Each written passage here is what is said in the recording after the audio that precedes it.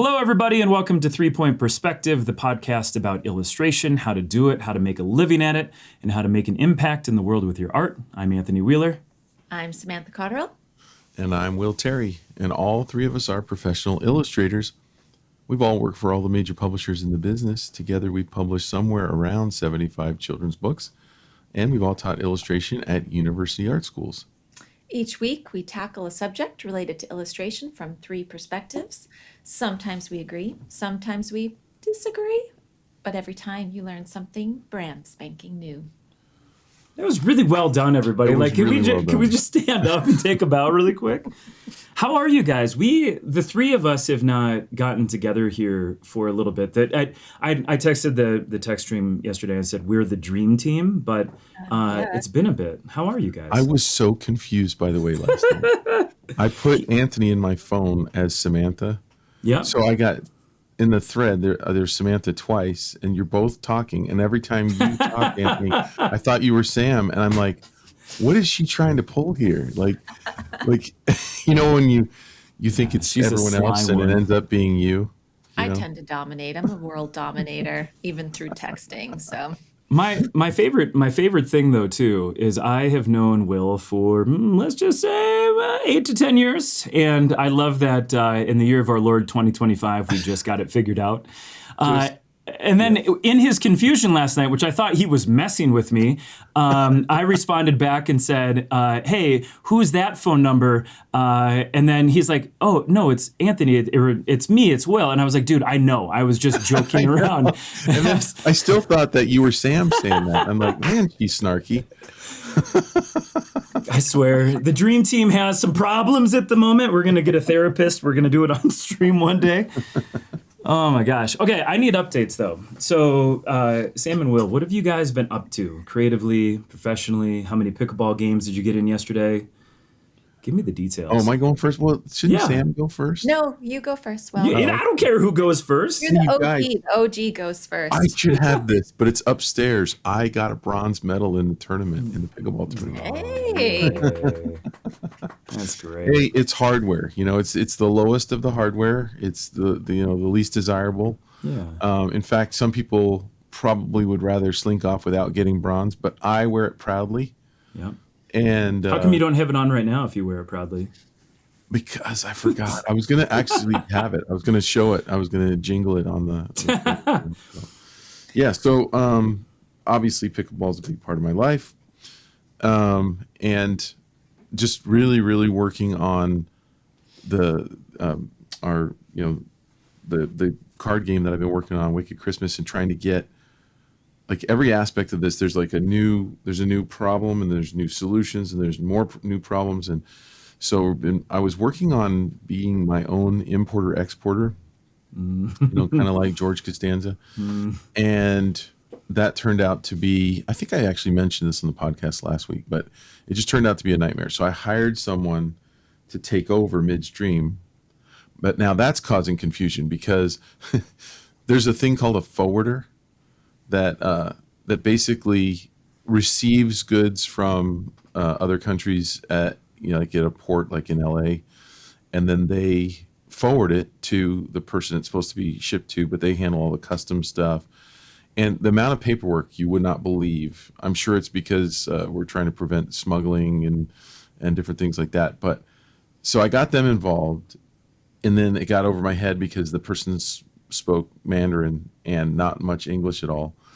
And so we were talking past each other, and they're like, hey, you need to fill out this form correctly. And I'm like, yep. And I don't know what this means and this means and this means. And the answer was always, just fill it out correctly. I'm like, got it. I got that part, but I need help. Just fill it out correctly. I'm like, okay, this is not going to work. So I called a lady that I had worked with on importing Pickleball Paul, and she's like, and I could take over for a fee. I'm like, happy to pay it, take over. But now she's talking, but half of the documents were filled out by me. And so there's like extra confusion of like, we're double filling out stuff. And anyway, it's a mess. Are you getting into an issue like this because you're able to find the manufacturers and the printers in China without the sort of the middleman company up Yeah, front. yeah. So like I could avoid all of this by paying double the amount for the product. And Yeah. so what's really happening is there's some confusion, and lesson learned. I will hire not a middleman that deals. So like if you hire, like, I'm going to use their name. I'm going to drop their name, Print Ninja. I was just gonna use the same thing, and I was Yeah. like, "Hey, Print Ninja, we're open to sponsor." Never mind. Right. Yeah. And so what they do is they handle the forwarding for you, and you don't have to do anything. They fill out all the paperwork and they make sure you get it. And they But have an with that- American-based customer service, so Yeah. you're always speaking to somebody who speaks Well, English and if if you're you don't- English speaking. If you're to the uninitiated, you think they are the printer because they act as if they are Yep. the printer. It's Print Ninja in the name, right? But really, they're just hiring printers in China to do the printing, and they don't touch the product. They don't do anything. They just talk to you, send the job on. They're the middleman, and They'll then review your files from like a QA standpoint. Like they'll make Yeah. sure your print ready files are good to go. They'll give you some kind of white glove service, but yeah, Yeah. they are definitely just the liaison. And so my total bill was 24,000 for the number of games that we're getting. It would have been 50,000 through Print Ninja or more. And Print Ninja is a lot less expensive than just going to U.S. or Quebec or something like that. Yeah. So I'm paying this lady $500 to handle this for me, and saving what, $24,500. What, yeah, it's a small whatever, fee. It's a small So fee. so is it worth it? Absolutely. It just means, and I'm learning a lot. But yeah, like, so that's happening. The games are on their way. They should be on a ship right now, coming this way. Sweet, dude. That's it's super exciting. cool. Yeah. And then how's QA going on your next game? It's going really good. In fact, we had a meeting last night, and the gameplay is working. We used ChatGPT to run simulations of the game, thousands of simulations. For those of you who are thinking about doing a game, in the past, I would make up a deck. I don't know if I have one handy right here, but somewhere I have one right around here. Blank cards. Right? I'd buy blank cards on Amazon, draw on them with a Sharpie, make a deck, and then try to find time to gather friends or my kids and start playing this thing. And then right away you find out where there's problems. So right away that deck is obsolete, or some of the cards are. And then you have to take notes and write down the problems and then try to fix those problems. And then you have to make time to go do it again. It's a lengthy process. The hardest thing is gathering people that are enthusiastic to play a broken game. You know what I mean? Like when we could be playing a game that's already proven and fun. Yeah. And now we're just basically here to help you find the problems in your game. So ChatGPT can run literally thousands of those. You can teach it the rules. You just basically tell it the rules, and it will run simulations of the game, and then it will give you a report on what happened, too many times or not enough times, where it thinks your game is unbalanced, and then you can make alterations and do it again. And I have a question for that. Yeah. I have a question bouncing back and forth with that. I think, is it beneficial to have kind of a balance of both in terms of, does ChatGPT have the ability to tell you the level of learnability, like how easy it is to learn that game based on I think, your so you're saying, should there be some balance between human interaction and like maybe and if AI? you've run it through ChatGPT, let's say, just to iron out all the main kinks of it working or not, and then do you Yeah. have then a test group that you can study on how easy is the game to learn based We- on the skill set you have? Yeah. from So that? we have my wife and I and Anthony and his wife. A different And- Anthony. A different Anthony, yeah. I've not been invited because in his phone, my name is Sam Cotterill. I'm always invited to the party. Yeah, so so then we play it after we run a bunch of simulations. Then we play it, and then we see if we like it. There's a lot of things, and one of the things we've decided is we don't want to put a game out there that isn't fun Yeah. and isn't easy to learn. Like we don't want a super hard game to learn, and we want it to be fun. That's like the main thing is it replayable? And I think we've all bought games that we played once and put back in the box and never touched again. And that's what one thing both decided is this working on this is not worth it if we can't come up with something that people don't want to play again and again. Yep. Like that. So that's our number one. So the testing is really important to get it balanced, but then you're right, like testing it with humans and having humans try it. So yeah, so that's the next step is we're going to be doing that. But it's knowing that it works, it's going to be more, do they like it? Yeah. Not it's completely broken. Where I thought on the first iteration of this game, I thought, oh, I've got it. My adult kids are going to love this game. And right away they're like, well, what do we do now? I didn't have a provision for certain actions occurring. And Do I'm you like, find that I am noticing too, based on the kids that you have, I mean, mine are now college age, but they've grown up with, my one son is hardcore Magic the Gathering. The older one is doing Pokemon, and they've got that mindset where they've just kind of know how that stuff works. And then here I am trying to join in on games that have any semblance to those whatsoever. And it's awful because I'm like, wait, what does that card say? Hold on. Right. How do you know all these? And then how do you keep all of this? Like they just quickly like, oh yeah, that one is like damage Yeah. this, da da. And I'm like, ah. They And then understand every possible game mechanic. It's like you really can't. it's Or amazing. if you invent one that's slightly different, it'll remind them. They're like, oh, this is like this. So when we're playing it, they're like they were like speaking a different language from Magic the Gathering. They're like, it's kind of like this in Magic the Gathering. It's kind of like I this. know. It's kind of like this. Think of it like this. Think of it like that. And they're like, oh, okay, got it. Oh, that's pretty cool. Oh, that's a good idea. Yeah, you should do that. You know what you ought to do is this. I'm like, I don't know what that is. And they're like, oh, and then they explain. So yeah, it's fun. I'm having a ton of fun doing this. And, one of the things is we haven't made any art yet. It's all based on, and this is from going back, decades of experience as an illustrator. What's the number one thing I want to do on making a game is make the art. What's the number one thing I can't afford to do right away? Is make the art. Yeah. Because you're not getting paid on the art right now, which is part of the thing that, has to help fund the project. If we What make a if we change, if we make a change, if it's unbalanced, you're like, well, we have to kick that beautiful card out. Yeah. You don't put the cart before the horse. You don't make the art until the game is completely done.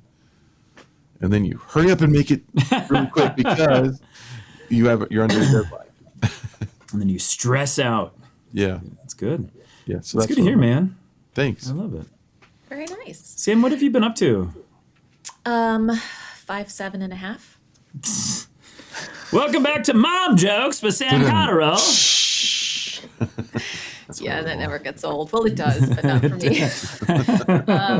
I have just been a combination, kids getting back into college, so there's that. Getting into SVS Learn, the new community. I mean, I'm kind of hyper-focused mode. I'm really getting into that. So I've been By the doing. way, I have to give you a huge compliment on that. Yeah. Yeah, you're in there all the time, and I'm trying to respond to people and stuff, and you almost always beat me. Well, it's funny. It's because it's so funny that you say that, because the other day you commented first on someone and it almost became this competition where I'm like, Will beat me. Oh my God, you got here first. and I'm thinking of Well, you now I as feel inadequate. I'm going to go comment right now on Braden's post. I even thought, I was like, is he getting up in the middle of the night just to get one so that when I wake up, Will's already done that one? No, but I love it because it just feels like I'm in an art school, kind of helping students and the feedback. I love the back and forth feedback. So that's been a lot of fun. And it's feeding my own work. And I think it'll be going into kind of the topic today. So then we can hear what Anthony's been up to first. But I went to a jazz concert last week for the first time in a long time with my husband, and it's just triggered something. And so I've just been drawing nonstop, trying to capture all the action and emotion from the concert that I saw in a way that I just haven't been this excited in a while. So I'm kind of just doing that for fun, but I'm really focusing on SVS right now because I'm just Ooh, trying to get it all figured out into a good place where I feel like I've got a good balance and I'm just exploring it. So that's kind of where I am right now. that's How about awesome. you, Anthony? It's always really refreshing when I go in there and then I see that you have welcomed somebody who's new to the community or has thrown an attaboy or attagirl at somebody. It's pretty awesome. It's fun. I've spent most of my last couple of weeks just reading Heartfelt by Elaine Vickers and Samantha Cotterill right Oh there. yeah, that came out too. Have you not talked about this on the show yet? I don't know. Maybe not. I'm not sure if I have. What? Why? I don't know. I just probably got distracted, which Well, is what maybe we're gonna have happens to. with my brain. We might have to. We might have to make a segment of this. This is so cool, and my kids instantly gravitated towards it, and my daughter stole it from me, and then I had to steal it back from my daughter, which raised a lot of problems because she's 13 and she's scary now. It looks so great. It looks so great. I you. also showed it off on my live stream, and Yeah. everybody lost their minds as to Did they how you do really? your work. That's really Yeah. cute. You know what? It's funny because what I learned from that book was how much harder it is to go simple. It really is hard to go Yeah. simple. The book prior to Heartfelt was Look, which, as you both know, is jam-packed. And it needed to be jam-packed because it was all about trying to just center yourself when you're feeling overwhelmed and just surrounded by a lot of noise, so to speak, visual noise, and by focusing on pattern just to kind of recenter your. So for me, the illustrations needed to be jam-packed and full. And then Heartfelt came along and it's all about spreading kindness and this young girl that makes little paper hearts that she tucks in her pocket. And if I had created a really busy world, you wouldn't notice these little hearts. And so they really needed to pop out. And because of that, I had to go so simple. And you'd think, oh, it's simple. It's going to take a lot fast. It actually took a lot more work because you can't hide behind anything. All the negative space is there. It's all there for show, and I see things that I wish I had redone, but it is what it is. It happens with every book. But to really make sure that those little hearts and the message came out in a very clear way, and also understanding that I'm learning kids also need breathing space to put their own ideas into a book. If you give too much information, it's almost harder, I think, for kids to connect. Yep. And if there's more openness and more open interpretation and just plain, it seems to have a more connective effect for me. So just so that's it in a nutshell. I mean, kids want to make this stuff, right? They want to look at this. They want to redraw it. They want to be able to recreate it. And so not visual clutter, but just the more involved the compositions are or the more slick that a thing might look, it's harder for a kid to be able to be like, I'm going to draw that. But sometimes if you cut outside the lines a little bit or color outside the lines, or if you can see a little bit of the pencil line under it, it just allows a kid to be like, I can try, right? It makes it way more accessible. I mean, Yeah. I will make sure that books you see the edge of cardboard or you see some messiness of things, because then a kid can go, oh, I've got cardboard, I can grab Yeah. some crayons, I can grab some colored paper, and then it's less of a scary idea of like, I want to do something like that too. So yeah, it was a very Kid- sweet book. And Kids it's out kids there do now. not overcomplicate. We do. That is how this goes. Like if you're 8 years old and you see this, like I'm gonna make that. If you're 38 years old, you're like, I've got to do the dishes, and I'm gonna want to do that, but I'm never gonna do it because I'm stressed out. Yeah. And then it goes to, I want to do it. Yeah, yeah. We all want to want. Yeah, it's tricky. It is really tricky. The TLDR of what I've been up to lately is I'm working on the next version of the Chaotic Draw Along, my card game for delinquent and degenerate illustrators. So deck number 1 came out creeping on like 8 months ago. It's been a success by my standards. I'm really excited for it. It's like Cards Against Humanity, but with art and silliness and not terrible prompts like what they do.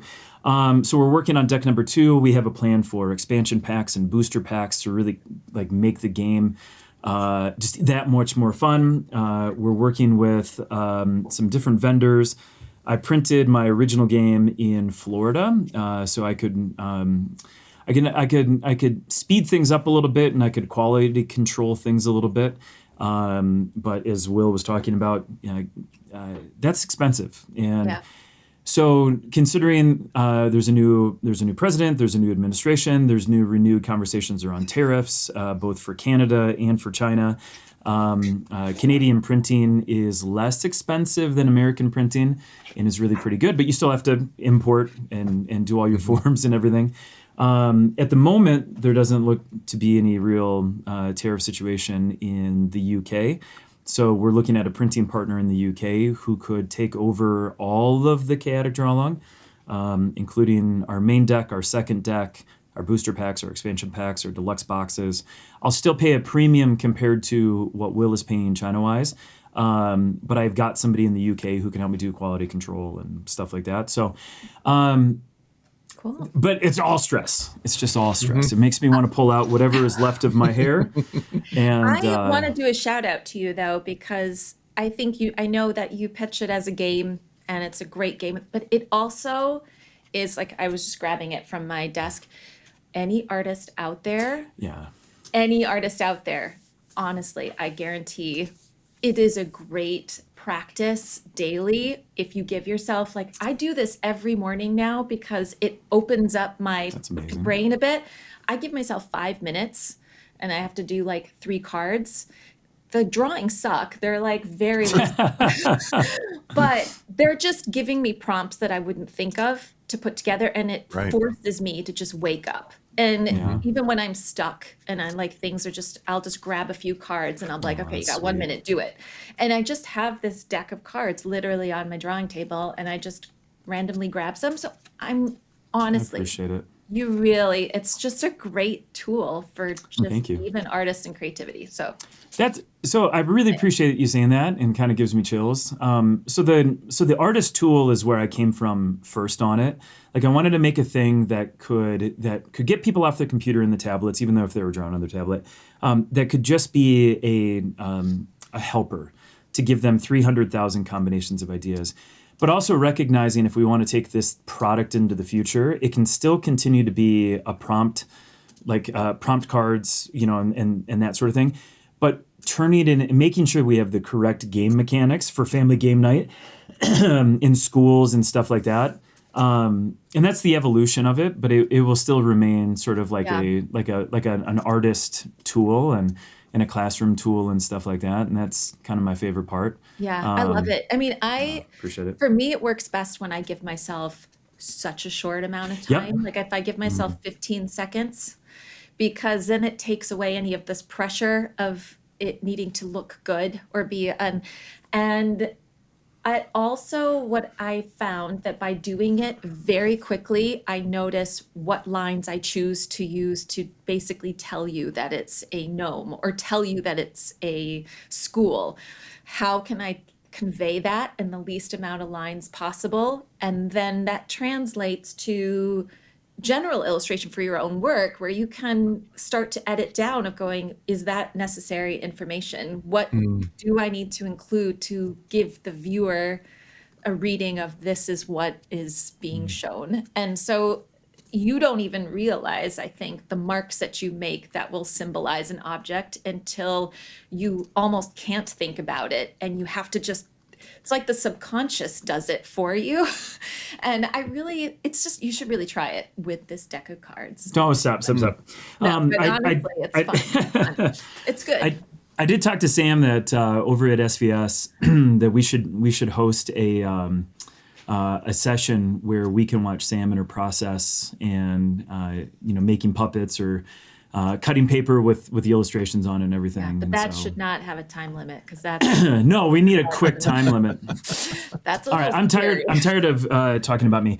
I want to explore, Sam, this idea of you going outside. So not only do you live in a place that is incredibly cold right now, Very cool. but artists aren't supposed to go outside. We're not meant for sunlight and exposure to cold and things like that. But you said you went and saw a jazz concert, and then we were talking a little bit about going to museums to just to bring up our creative mindset. And when we met all that time ago, you had just hit the Norman Rockwell exhibit at one of the local museums. So I just want to explore that a little bit because All Will right. and I don't know how to get cultured. Well, Will So wanted to jump in on this and take over the whole.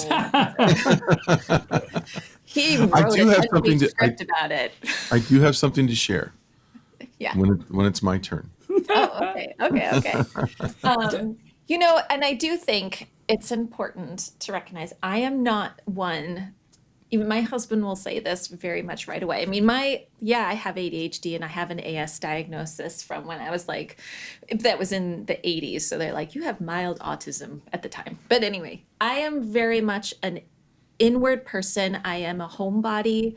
I like to be in my house, and it is very hard to get me out. And it will be very hard to get me out, where I can always come up with excuses of I'm too tired, I'm too cold. So it is hard for me to get out. I'm not like jumping out going, I'm going to go to a museum today and I'm going to do this and help myself. But I do find that once I'm there, I'm glad I went and I'm glad I got there. And so sometimes it does take a bit of effort to get me to do what I encourage people to do. So it's not always just an easy hop, skip, and a jump to a museum.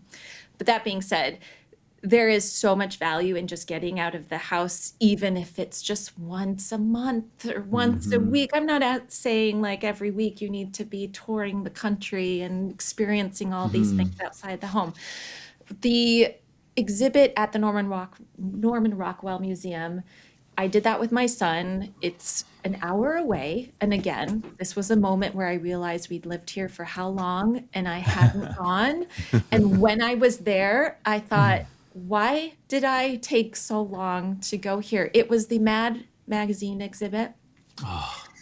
It was it's like Al life-changing. Jaffe and Tom Richmond and all those guys. Yeah, and you know what? I think what was so valuable for me was that so often with these really well-known cartoonists and illustrators, you're always seeing the finished product in a catalog, in a museum book, in the whatever the publication is.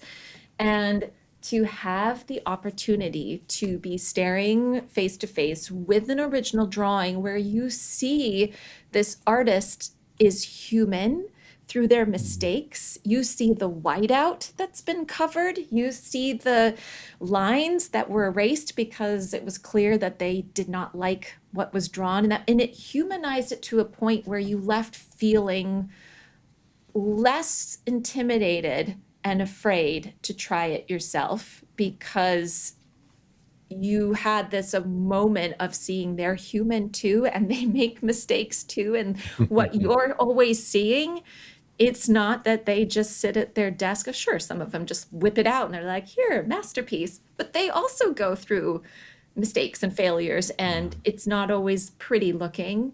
And there's such beauty in the roughness of that it was a huge takeaway that I would never, ever have gotten if I hadn't seen it in person right there.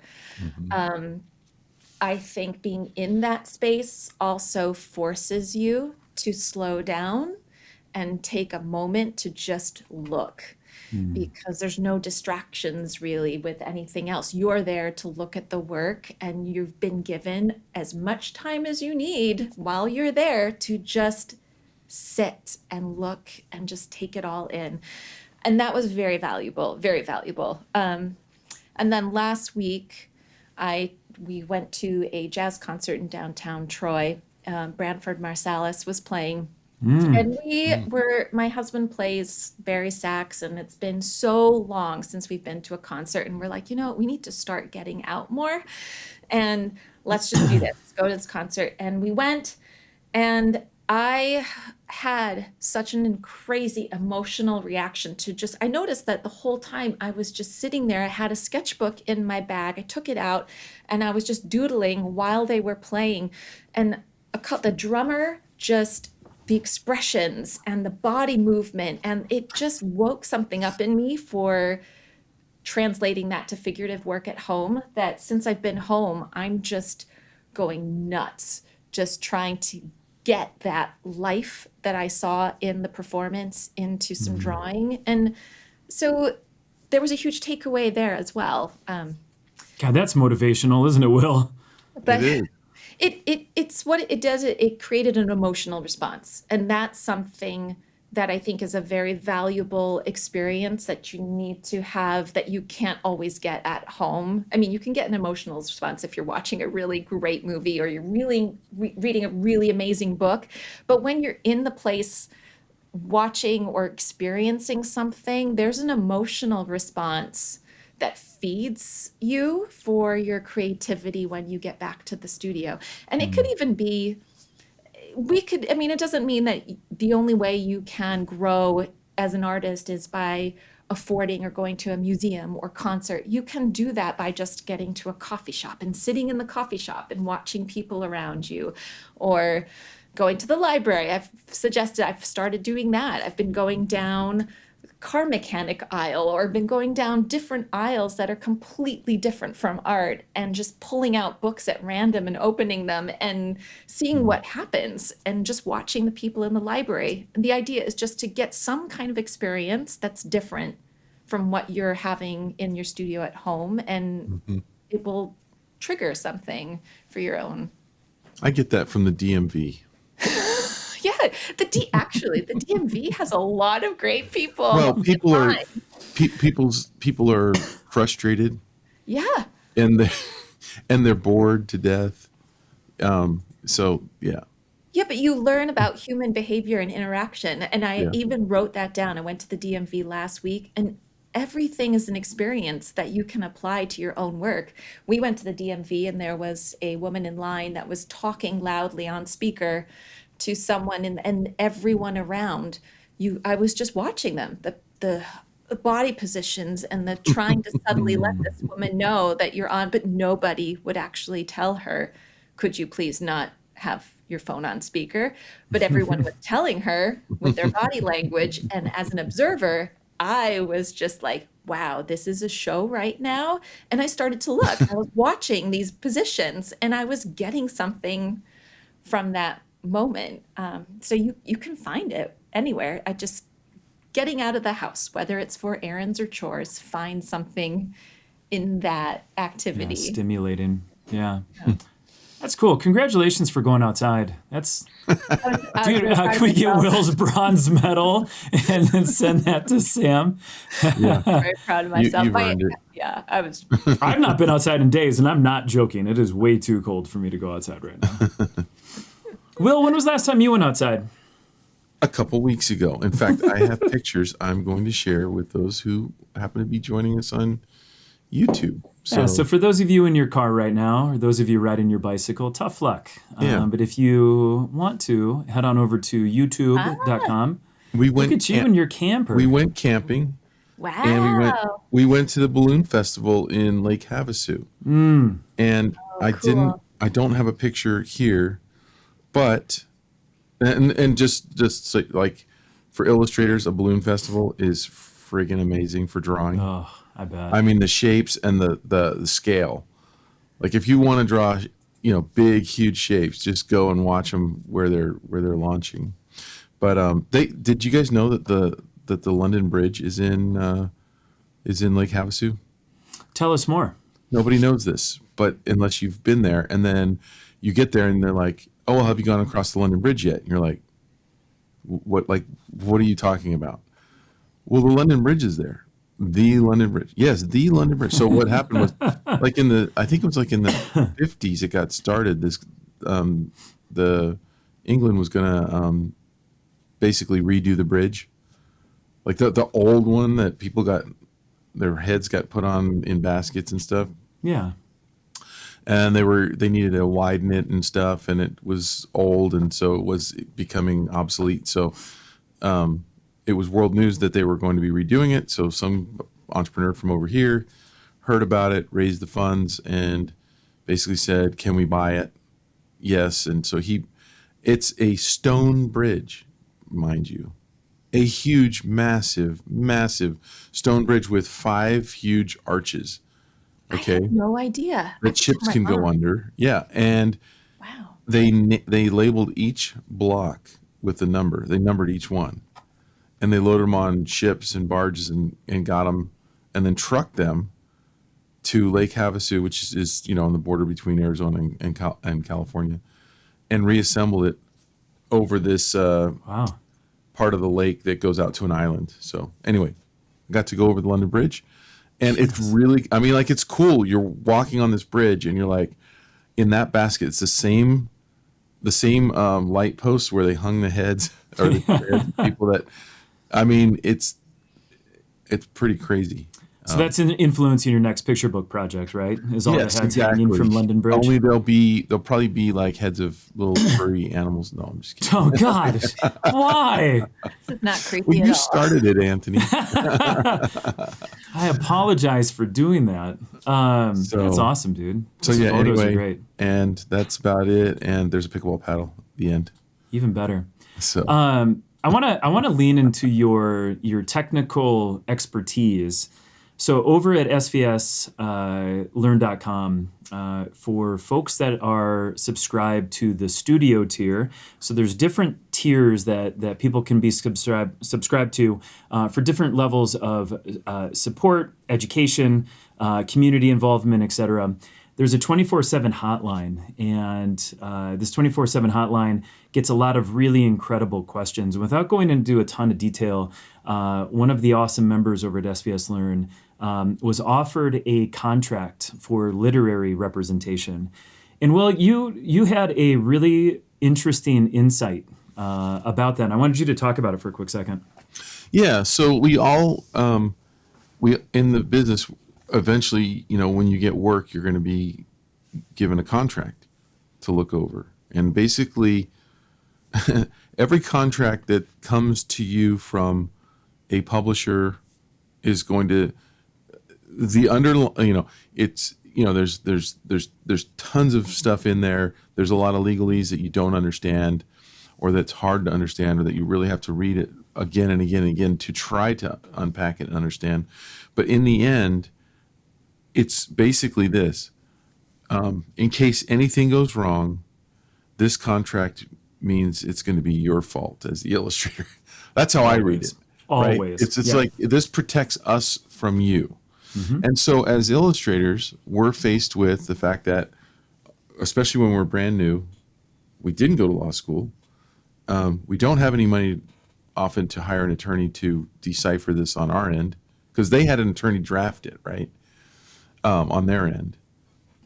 And so getting legal expertise. So the question is basically like, how do I understand? I'm paraphrasing. This is not how she asked it, but how do I got this contract, and how do I know how to navigate it? And I basically contacted an attorney, and they wanted $750 to look it over for me, which is it's a huge amount of money for someone just to look at something and go, "Yep, looks good to me," which they're not going to say it like that, but basically that's what you want them to do, right? Before you sign it, you want to feel confident that you're not signing something that you're going to really regret later on. So she asked this question, and I didn't answer this part of it, but in the past, when I first started out, I basically did the ignorance thing and just signed, because I was so happy to have a contract that I'm like, I'm just going to do this work, and I hope for the best, and luckily nothing ever bad happened. And a lot of the publishing contracts are really standard. One thing that people don't know, I'm probably going off into the weeds here, but that you can push back. You can say, I don't like this part. Can we change it to this? But if you don't really dissect it and understand it, how can you know? Also, if you're not talking to other people, if you're not part of a community, the cool thing about SVS is now we have this community where people can actually ask each other, like, have you ever seen this in a contract? Should I sign it? Should I ask them to change it? What has your experience been? But a new technology that we all know about has now come forth, which is we call AI, right?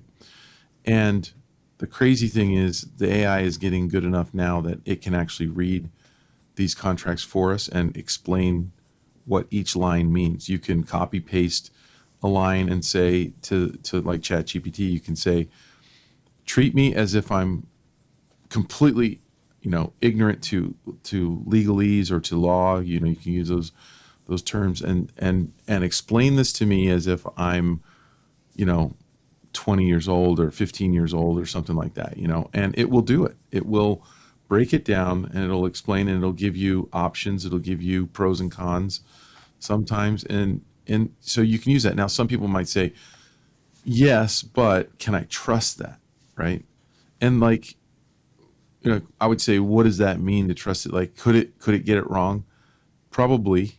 It could probably get some nuance of it wrong. And that would be, if you ask an attorney, should I trust AI? The attorney's going to say, absolutely not, because that's their job, right? And it's threatening their job. But if for an attorney to stake their reputation on the line with the cost that they incurred in going to school, probably getting insurance, having a place of business and all, yep, they have to charge you $750 to look this contract over in an hour. And they probably don't even spend an hour on it and telling you, and they need that money because there's nothing in it for them to tell you that it's good and to have you come back on them if something goes wrong and go, you know what I mean? Like they need to be making money to make it worth it for the whole system to work in that. But with AI, I mean, like, okay, so here's one reason why I say this can really work. We spent with one business that I've been involved in, we spent $1,800 to get an operating agreement from an attorney, okay, for the partnership to work. It's an operating agreement is basically the partnership agreement for a business, $1,800, and it's overkill. It's like it talks about stuff that would be, to me, would only come to and happen for like a large business. And then I asked ChatGPT, because I've started this little game company with one partner, and and I talked to him and I said, hey, we could go to an attorney, we could spend roughly this amount of money, we could go to LegalZoom, that's a much cheaper option, we could spend a much smaller amount, or I mean, like, to me, the contract is only as good as the parties involved, and like I would never partner with someone who I was worried about needing to use a contract to go, you signed this, and so you agreed to do this. I would never partner with someone like that. I would only partner with someone who I feel is like me, who like we're basically operating on a handshake, but the agreement is to just remind us of the actual numbers of what we agreed to, percentages, duties, things like that. So if there's any dispute of like, I thought you said this, or I thought we said that, we can just refer to the operating agreement. So I had ChatGPT, I said, write me an operating agreement for a partnership for a small game company and include everything in there that you would normally see in a two-party operating agreement. It did that. Okay, great. Can you do it? Can you redo it with places for us to sign and date? It did that. Can you add? I also fed it like all the information that we had agreed on, so we had covered a lot in verbally, and I wrote all the information down. I fed that in there. It included that. And then I said, can you do it again, but put a cover letter on it and make it format it like it came from a paralegal? Boom, it shot it out again. And it was like, it looked like the other operating agreement for free. So that would be something. And I just think it's important to understand that is available for illustrators. I wish that this was available when I was getting my first contracts, because I would have love to have fed certain parts of my contract in that I did not understand at all, that I've come to understand later by talking to other illustrators and people in the business and stuff. Yeah. So anyway, just my 2 cents on that. It seems like, so I'm a total Luddite. I'm scared of technology. Even or I'm scared of AI technology. I use cameras and stuff all the time. It seems to me, though, I think that there's a nice two-prong approach for artists and illustrators out there to get that first round. Sort of the way that you're talking about is to get that first round and generate those questions and comments from some sort of assistive technology. And then you might be able to take that then back over to a lawyer, but maybe at a reduced hourly fee because they don't have to do nearly as much. And the workload is less. And so instead of 3 hours, it's an hour. So you might be able to get, checks and balances taken care of until that technology gets as good as it's going to get. But the thing is, too, is like a lawyer can screw something up and maybe not see something perfectly. And unless there's an agreement then between you and the lawyer, which costs more money, they're not going to have liability on those things. But it feels like for us, the way to reduce some of the scariness, I guess is what you're suggesting, is to feed that into some sort of machine, get some ideas and some verbiage back to see what our liabilities might be. And then if you're still feeling concerned, you can take that back over to another lawyer just to get it double checked. Yeah. Yeah. Sam and I were both talking when we signed our, maybe I'm paraphrasing for you, Sam, but when we signed our agreements with our agents, we're like, yep, sounds good. Where do I sign? Let's not read these 8 pages. Yeah. I mean, I was really excited when I had my agent because she was a really reputable agent and she has a lot of really great illustrators that she represents. And I was just and I had a great conversation with her and I was just beyond the moon and excited. So yeah, I mean, haven't had any problem. It's been fine. Totally great. So I've been lucky in that way too.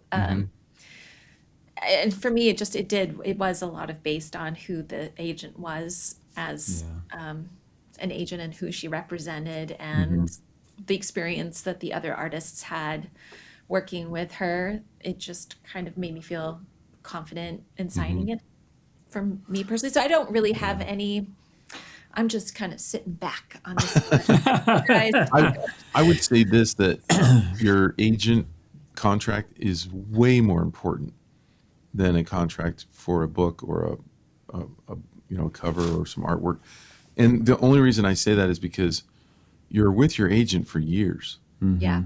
And then on when multiple projects. Yeah. And when you're doing the book deals, that in itself, your agent's lawyer looks over the contracts for the book deals and you do go back and forth. And my agent will use her skills with her lawyer to even say, we don't like this point, can we take that off? And so there is a lot of back and forth conversation that I totally value on her end. And you're happy to stay out of that conversation too, right? Like you're like, my wheelhouse. Take care of it. You get your 15%. Go ahead and take care of it. Like my agent is also a lawyer, and so it's like that perfect, double whammy. So I might give this piece of advice for anyone who's thinking about signing up with an agent or a artist rep, and that is that one of the things you'll see in those contracts is that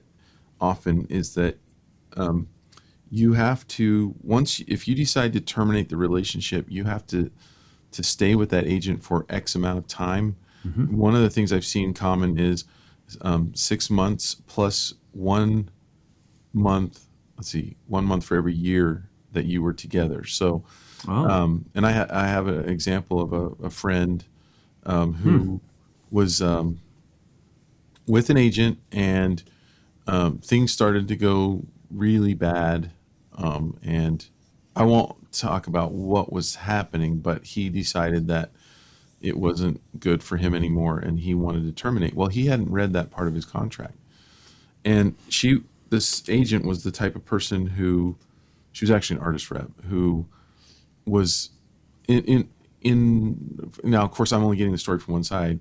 She sounded very vindictive in the language, and he read some of the emails. And so when he decided to leave her, she got offended and decided to invoke that part of the contract. Well, he had been with her for like 8 or 9 years, so he had to stay with her for like 14 months. Basically, in the contract, it said all work had to go through her for the next 14 months. In other words, he wasn't allowed to accept outside work. And what did she do? She took all the jobs that were coming in for him, and he was very, very famous and very prolific and got tons of work. He basically didn't get any work because she was giving his work to other artists, like telling the clients, well, he's not working anymore. And it got back to him. One of the clients that he had worked for before said, oh, I heard you got out of the business. Where'd you hear that from? Your agent. And so she was funneling his work to other people. So he basically starved for work for 14 months until he could start working on his own. Being armed with that, I never signed a contract where I had to do that because I was so afraid of it. And I either was able to get I had 4 different agents or 4 different artist reps / agents, and I was able to get them to take it out, or in one case, I lied. I could tell this now. I don't think I've ever told this on the podcast. Incriminating conversations with Will Terry. It's been long enough now that I don't really worry about it anymore. But basically what happened was I got asked to be repped by a very well-known artist rep / agent. They function as both. And I wanted to be with them. My idea of what's fair is if it's not working for both of us, why can't we just separate? You know what I mean? And that's what I tried to get in that contract. And so what happened was they were insistent that that was the contract and it couldn't be changed. So my game plan was, okay, I'm not going to sign that contract. But they came to me with a job. So we were already working on a job without a contract. So I theorized that I'm just not going to sign it. And if they press for it, then I'm not going to produce it. I'm just going to say, well, it's not going to work for me. But they kind of phrased it. This is going to paint me in a bad light. I'm sorry, but I lied. I said, you can't believe it, can you? I know your whole image of me, Anthony, is ruined right now. They said, like months later, they're like, did you ever send that contract in? And I said, yes. And guess what? I never heard anything about it anymore because whoever it was probably felt like they lost it or something, and they didn't say anything to the boss. You know, there was a lot of elves working in the office.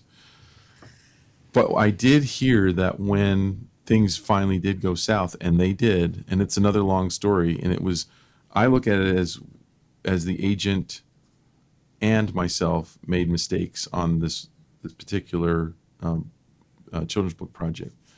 And I felt like they acted in really bad faith. And my fault was being lazy and not really reading through the manuscript and having to get out of it after I said I was going to do it, because it was a horrible manuscript. It was absolutely horrible. And I said, I cannot illustrate this. And they said, well, you can rewrite it. The publisher says you can rewrite it. I'm like, I'm not the author. You know what I mean? Like, why would you? Yeah, give me the author fee too then. Yeah. Confusing. And it turned out that the author didn't want to write it, but was coerced to write something. So she just slapped something down, an idea. It was bizarre. By the way, this publisher is out of business right now. It was Marshall Cavendish. And so basically it went south. There were words flying back and forth and finger pointing on whose fault it was. And my agent wouldn't take any responsibility for vouching for that manuscript and saying how good it was. And I said, you guys didn't even read it. There's no way. I had it workshopped with some really high level authors in the business who read it and said, this is horrible. This is not a manuscript. There's nothing here. It's a story fragment at best. And my agent wouldn't admit that it was bad and that they were out of line by asking me to rewrite it. So we terminated over that. And long story short, now long story long, the culmination is, I had a friend that worked in that agent's office who said, they're tearing the office apart right now looking for your contract. Ooh. Now, why would they? Why would they? Why would they care? Because they wanted to use it in some nefarious way in my Against you. Yeah, against me. And they didn't get to because there was no contract. I won't ever sign a contract with another agent. I just won't do it. In fact, with my last one, we didn't. I said, I'll work with you. I'll do any job that you have that is good for me, and I'll work on it as, I'll give it my best, and you'll see that, and that's the only way I can work. And we did, and we've worked together for many years that way. No contract. You're also a pro's pro, right? And you've been around in the business for a long time. You have a good reputation. Somebody like who jumped into this 24/7 hotline, it doesn't have that reputation built, and so they're put into a trickier position. No one's going to let you do that if you're starting out. I guess they wanted me to work for them, and we did some good jobs together, and still do. But imagine making a friendship with someone, right? You're going to be friends with someone, and they go, hold on, I need you to sign this contract that protects me from you, right from the get-go. Okay, now we can be friends. Do you know who that sounds like? Lee White. Sounds like Lee White. Who's not here to defend himself because he's busy writing contracts for friendship. This is a really good topic. I think what's cool out of that one conversation that came in from the hotline is that not only do we get an interesting sort of response from that, but I think that story tells an awful lot about why you have to really protect yourself. Yeah. And that those contracts are not written for you to thrive. It is for the company or whoever writes that contract to make sure that they're covering all of their things, right? Yeah. So I think it's also a balance, though, too, of there are some really great agents out there that are really supportive and have your back. And so, I know there are, and I'm so sorry that you had that experience. Yeah. And there are going to be, but I think that's where also the research comes in of talking to illustrators that agent represents, finding out, because there are a lot of incredible agents out there that do that. So I don't want it to be all this negative. Like there are negative experiences with anything, and I would imagine that 90% of agents are great. But I think it's a lot of research. Like look into that. Talk to other illustrators that have worked with the agent and get their experiences, and you will learn a lot just from that too. In fact, on that, you should as an artist, if you're approached by an agent or an artist rep, you should be able to ask them, hey, can I get a list of your artists that I can talk to? Yeah. If they say no, I would never work with them. Yeah. If they should know that they're good enough that the artist will only say good things about them. Yeah. I'll give you one more quick one, because there are bad things that can happen. I had another friend that signed up with a and Sam, you have to think of another good story to counteract this. I think it's human nature to go for the, This is just a quick one, but this agent decided that her retirement was going to be screwing all of her artists in the last year and then moving to another country. She collected all of the monies, because the money flows through the representative, right? The artist rep. It goes through them, and then they cut you a check minus the percentage that you pay them, right? So that's how the money works, right? So you do a job for $10,000. You're at if it's an artist rep, you're at a 25%. So they're going to forward on $7,500 to you after the job's done. She was keeping the $10,000 from all of her artists. She had 25 artists, and feeding them more work than they'd ever gotten from her before. Like, she was working overtime to get work. And then she was telling them the checks in the mail, or they haven't paid yet. I'll check on that. And she kept them on a rope for Yeah, I think this friend said it was like 10 months before all the artists started talking to each other. And so she collected like a year's worth of work before they stopped, before they all quit her. And at which time, if you think about it, in 1 year, she could have easily made $1 million or $2 million of their money that she just kept. Never got it back. That's unbelievable. He's Welcome now back to Uplifting Conversations with Will Terry. Oh, yeah. Wow. And so I'm not so wondering, sure if that's so I- much. If she had a different position and a different, I'm wondering if this is more a reflection on the personality of this person oh, it totally is. versus the. Oh, totally. And so that's why it's important, like what you said, Sam, is you should talk to the stable of artists or authors in that underneath that Yeah. that agency, and they should be able to say, oh my gosh, if she's like I've had good rep stories too. Yeah. I worked with Joanne Shuna. I'll give a shout out to her in Minneapolis.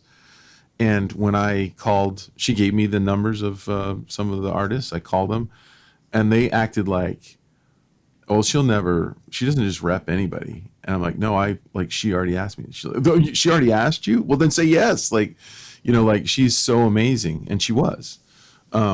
So it's not all doom and gloom, but that should happen. Like, you're right, that you should be able to talk to those Yeah. those artists, and they should say good things before you sign It on. goes a the dotted long line. way. It goes a long Yeah. way. That's awesome.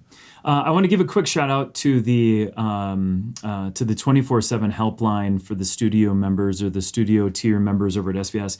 There was just a question posed in that 24/7 hotline, and I just scrolled through, and within 2 hours there had already been 5 people to jump in and help that particular person in that new question out. So if there's anybody who is who just kind of feels like they need a little bit of extra help, that studio tier could be super cool. Awesome work. There's one more question I think we have time to get to here, and this is a bit of a product conversation or question. The question comes from a person named Dips. And the subject is tips on marketing my art products. I make merch for my illustrations, but I struggle to effectively market my products.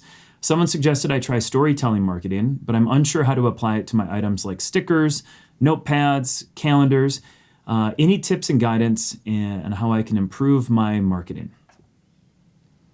Sam, you have made an effective keychain product that you have shipped worldwide at a massive discount. I just know she's going to frown at me.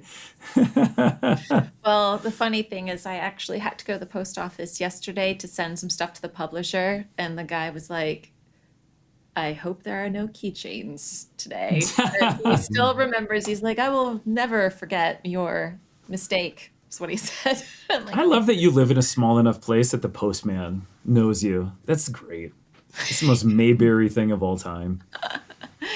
yeah. Go ahead. No, this is not my wheelhouse because of the said story of factoring in shipping costs and things like that. But I only just had a moment here because I didn't realize that the artist had a link to share, and I'm just looking now. And did this person say we could share their work? Yep, absolutely.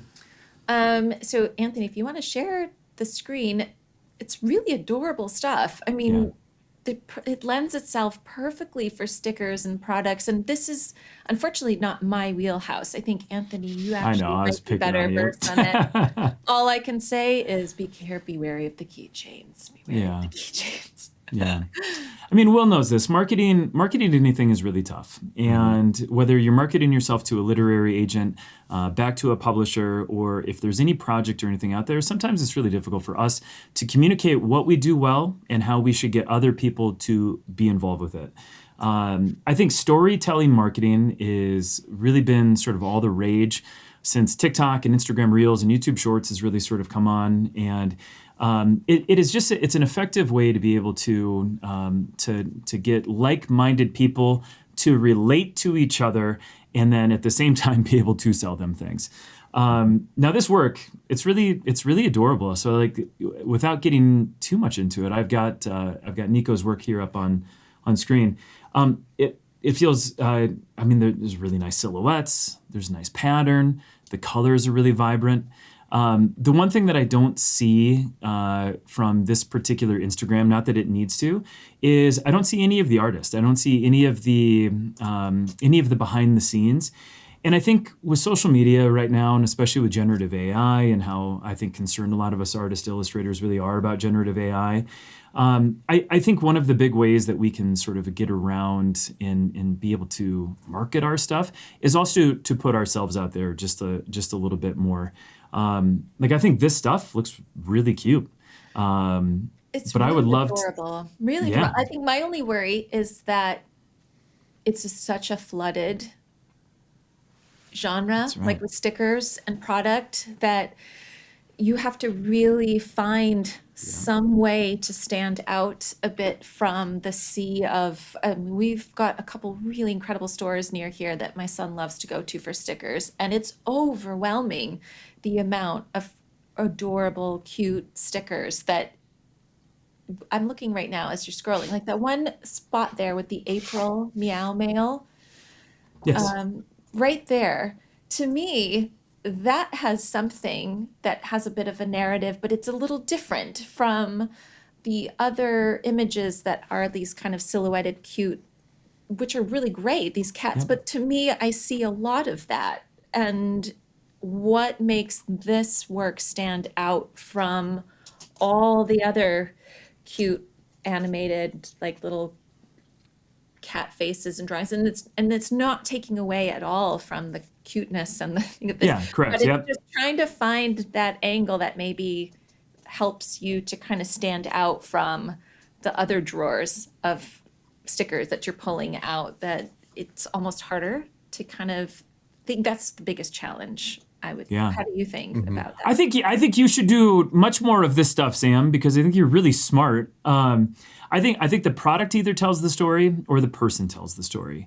When I really started to get into all of this product minded stuff and social media, and started to find some level of success, is when I dropped the facade of that I was some mysterious man behind the curtain.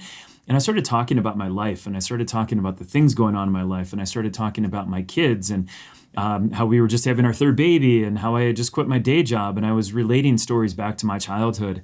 And what that did is give people an opportunity to either like me or to not like me, because maybe my story didn't resonate with them. And Yeah. then as I told more and more stories, and allowed more of my personal life to come in because I'm comfortable with it, then I started to create characters based on things, from my childhood. And I have this character, Wally, who's this not so grim Reaper. And he is really my reflective part of my personality, where I want to go into the woods and look at butterflies and stuff like that. And then I have this character, Gil, who is the scared part of my personality, and everything that can go wrong will go wrong. And he's on the edge of doom at all times, because that's who I am. And as I talk more and more about this stuff, it just makes it easier for people to pick up on it and start to relate themselves back to the things that they see in my work that's in their personality. And I think that's a real connective tissue sort of in current marketing, especially like TikTok marketing. I think you'll see that an awful lot. But I think that's going to be probably the next big wave of how these creatives can really get their name out there. Will, what do you think? This is gonna sound overly simple, but I think there's really two ways to market your work, two different categories. One is the expensive way, where you buy, like using Facebook ads, or Yep. Instagram ads and things like that. And if you don't have, that's hard to do with stickers, I would think. But you can definitely market a brand. You can market a larger product that way.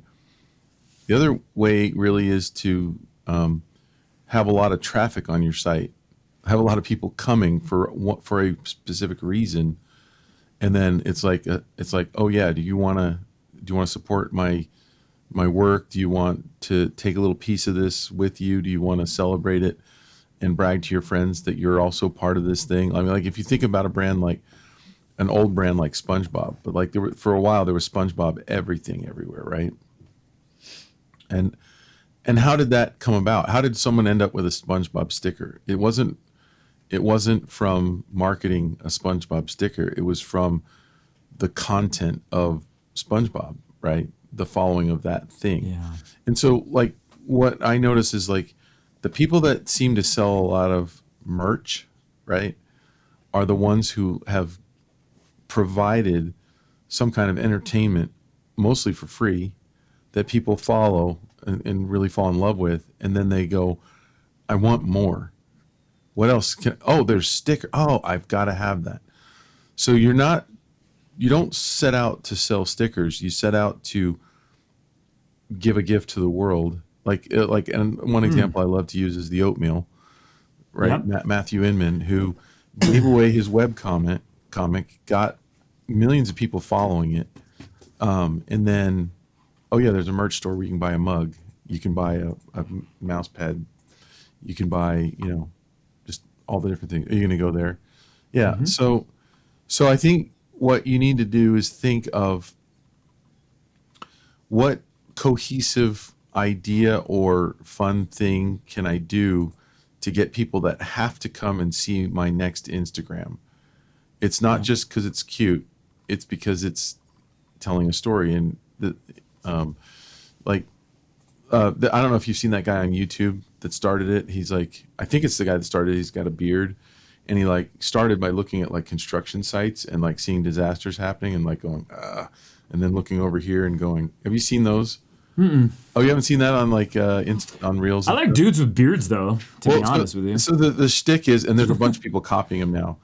He'll take clips, but he's got a construction hat on, so it looks like he's. Oh, I know who you're talking about. Yep, I know now. Yeah, and so he's like going, oh my gosh, and he's reacting to all these crazy disasters on construction sites, and then he's morphed that into all sorts of other things. So people want to see his new idea on this theme, right? And so people tune into his channel or follow his channel so they get those updates. I think in today's day and age, you have to come up with a product or something that you're giving away, or like that people can consume for free, and you get them in on that, and they follow you, and then, oh yeah, by the way, there's also stickers. That's how I did it. Yeah. So years ago when I was posting really heavily to my Instagram, I was posting a lot of process videos, and that stuff was getting a ton of views. And then I recognized, because people kept asking me, like, what paper do you use? And I was like, well, I use this. So I made my own sketchbook brand. And because I was providing sort of a daily value back to people, which was insights and thought process and creativity, but I made my own really, sort of the finely tuned sketchbook brand. Mm-hmm. And when I launched that, it was people could watch everything else for free, but if they want the real experience, buy the sketchbook. And I've sold thousands of sketchbooks. And then, like on my daily live stream, I show up 3 hours a day. I try to teach, I try to help, I try to coach, but I also try to just be silly and allow just terrible things to happen to me. And one of the byproducts that has happened, especially with the chaotic draw along, is that people just understand what I'm doing. They understand the mission. They understand the story. Some of the people who have bought the chaotic draw along because they watch my live streams and they're interacting with me every single day, they can sell the chaotic draw along significantly better than I can. Mm-hmm. And then if we look at the results between sort of paid Facebook ads, Meta ads, or Google ads versus the folks that follow and like really pay attention to my work, we're at about a 20-25% paid sort of over here, and then the rest of that is 75% where people just show up and just watch me operate. And then the crazy part is this other 25% doesn't really know who I am or cares who I am, and we don't get as much repeat business from this 25%. We get a little bit, but the repeat business from the folks that hang out with me all the time and like I provide that free service back to, they just get it and they buy it constantly because they just understand the mission. So cool. Yeah. It's a really good question. We're going to wrap things up here in a quick second. There's just one really cool quick hit that I wanted Will to touch on. This is from somebody named Luke, and this goes back to the relaunch of svslearn.com. If I walk through SVS properly and use all of the resources, should I expect to have the skills I need to begin illustrating my own stories? Are there other resources that I should consider? How do I make sure to get the most out of svslearn.com? So the one thing that we do not have writing classes. I want to make that clear. Interestingly enough, we've tried several times and we've gotten really good advice, but we've never been able to get a writer to break it down into bite-sized steps, logical steps. That's something that we've talked about doing in the future. So when we talk about storytelling, visual storytelling wise, absolutely. The three of us worked at, me, Jake, and Lee worked in university art programs, in illustration programs. And we've taken what we learned from what they teach there, combined with our own expertise and things that we've learned over the years, and we've put that in a curriculum that if you follow it and if you do the assignments, I feel like you're going to get everything. There's nothing left out of what you would get at an art school, especially for visual storytelling. And even better, I don't know of any programs where you can major in children's book illustration. I know you can in a master's degree.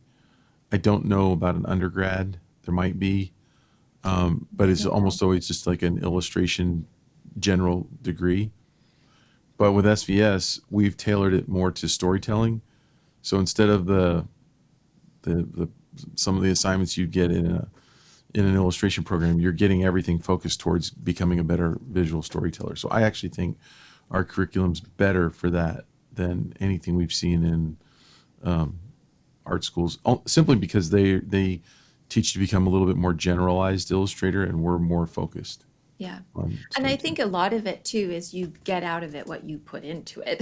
And you don't necessarily, you aren't going to just become a great illustrator if you say, well, I just watched all the lessons, so how come I haven't left being, you also need to put in the work too. So it means let's have a symbiotic relationship here, and I'm working with you and giving you some tools, and let's see what you can do, and show up, have community-based event, come to the community-based events, the office hours, just like any school where you can attend a lecture and just kind of listen and get through the class. But unless you also decide to commit and put in the work and do that as well, I mean, I think it's a great platform, but both parties showing up. Yeah, you gotta get after it. I've been a member of SVS since 2016, and and I quit my day job a handful of years after that because I had a lot of confidence. And now 8 or 10 years later, they force me to co-host on this podcast every so often. So not only can you draw real good, but they force you to host a podcast too. So just keep that in mind. But I think what's so wonderful, though, is that while you're doing these classes, it can be easy to just watch a how-to video and then just, okay, I think I've got it, until you really have to explore it and try to take what you're learning onto in your own hands. But what's different is now you have a community where you can get feedback and show what you're doing. And in a way, it encourages each other. So the students are kind of pushing each other as well of, this is what I did for this assignment. What do you think? And then just even seeing other people doing the assignments alongside you in a way, it allows you to feel like you are literally in class working together with others. And I think that's where a lot of just the online only platforms, you could lose interest quickly and not keep the motivation going to keep showing up and working. And this just has a different atmosphere of that, of let's support each other. How did it go for you today? And things like that.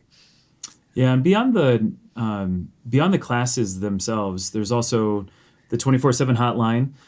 There's also office hours. There's also pro demos. There's a bi-weekly Freaky Friday draw-along event.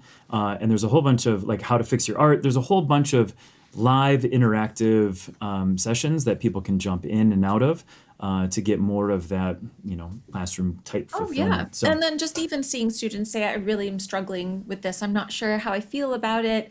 And then within minutes, you've got people that are supporting you going, I think this part you've done so well here, or what about this? And just giving fresh perspective and eyes. And it almost re-engages you and gets you, gives you the confidence to just kind of keep pushing through. And then all of a sudden the breakthrough happens. And I'm already seeing some of these posts where after a lot of this community-based feedback, like this is where I ended up, and you can feel this sense of like I pushed through. I've grown from this, and yeah, it's great. That's it. High fives! Look at us.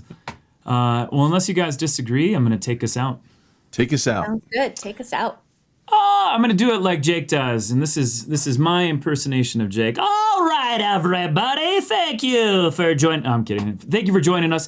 3-Point Perspective is made possible by svslearn.com, where becoming a great illustrator starts. Your hosts have been Anthony Wheeler, Will Terry, Samantha Cotterill. Where can they find you guys on the internet? SamanthaCotterill.com and SVS Learn. That's it. I'm at willterry.com, and I'm at willterryart on Instagram. Cool. The podcast has been produced by Daniel Tu. Special thanks to team manager Preston Smith, keeper of the curriculum Austin Shirtliff, show notes wrangler Lily Howell, chief operations officer Lisa Font. Illustrator has been Annalise Black. Now, go draw something. You guys want to do stories?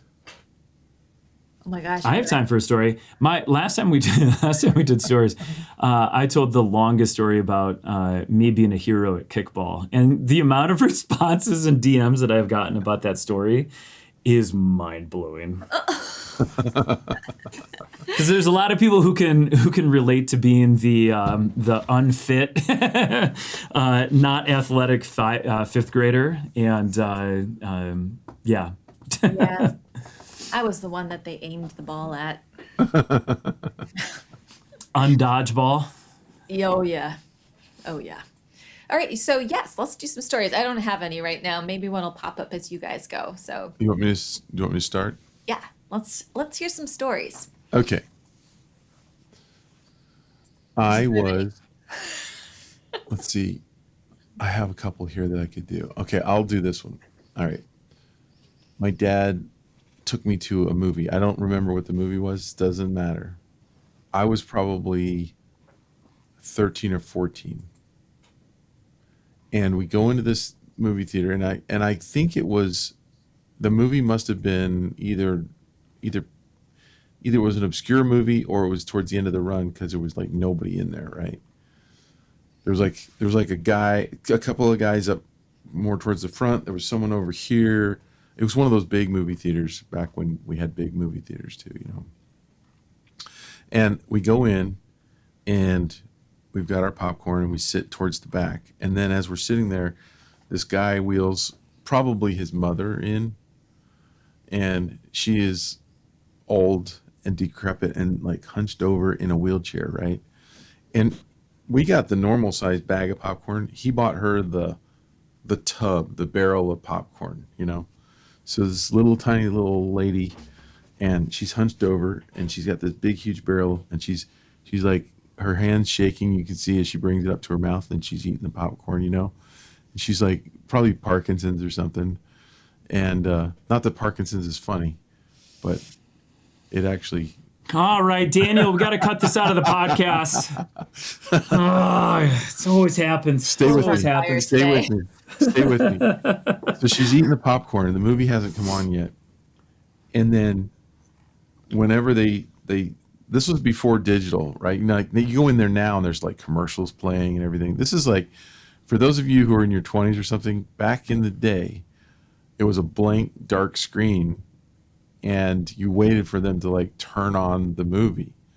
and the movie would have the trailers and stuff, but nothing would get going until they turned that on. When they turned it on, there was a volume pop. It just came on with like a loud bang, and then it was into the guy talking.